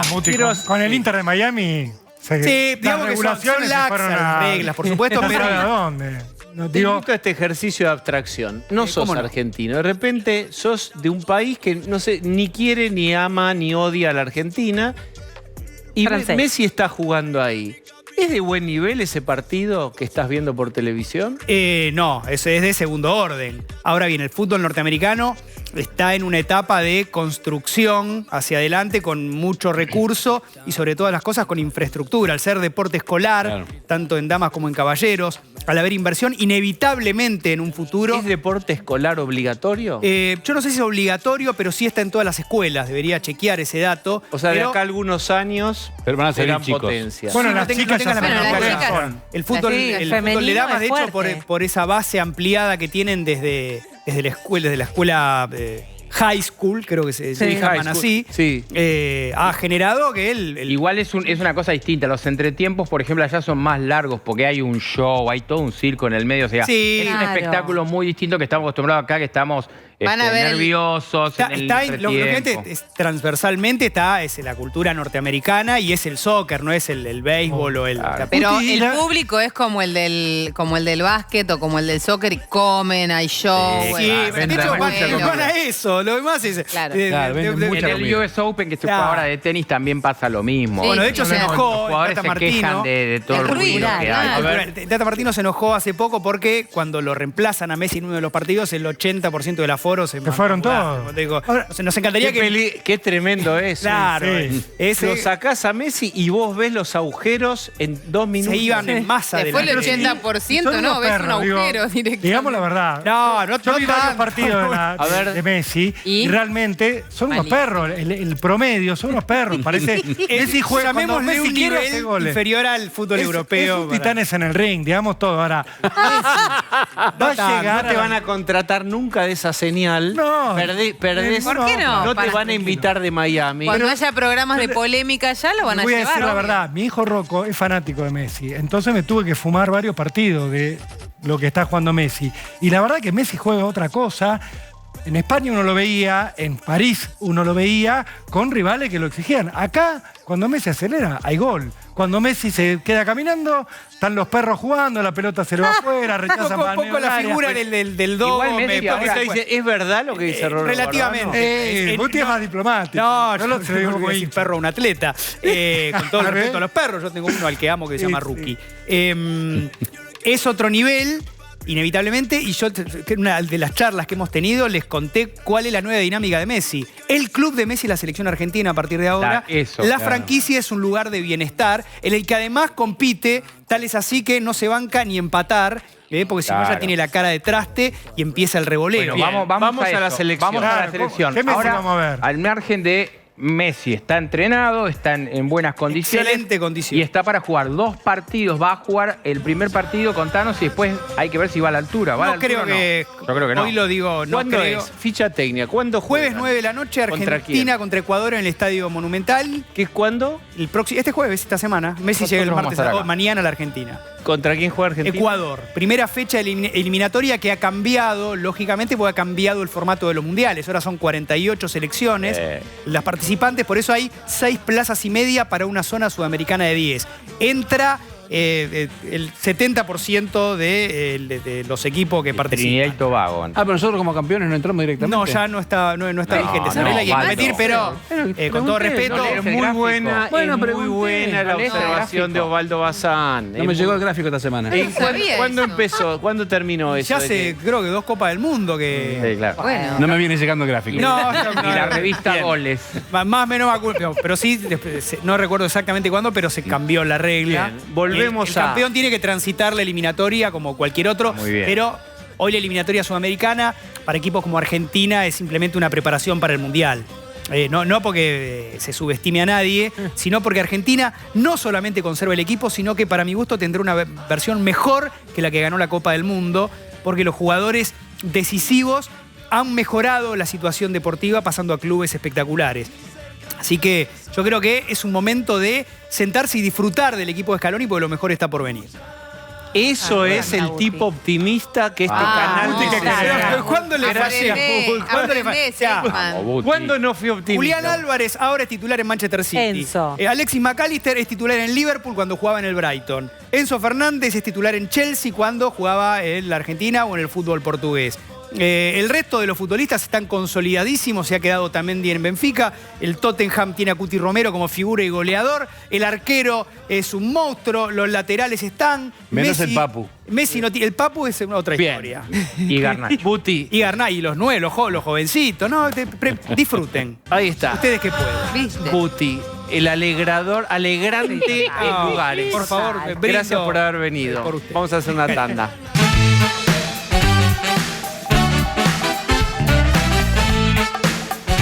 Mientras todo esto sucedía y estas conversaciones tenían lugar, los precios no tuvieron la gentileza de esperarse y van corriendo cada vez más rápido.